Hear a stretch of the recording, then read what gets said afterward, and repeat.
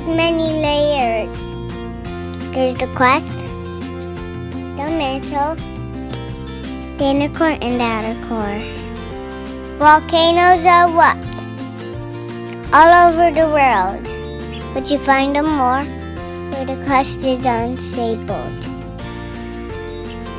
Many islands, like Hawaii, were formed from erupting volcanoes. 1980, Mount St. Helens erupted in Washington State.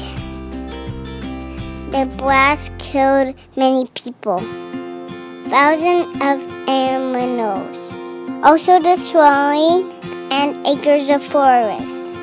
The ash cloud could be seen thousands of miles away. You ready? Here it goes!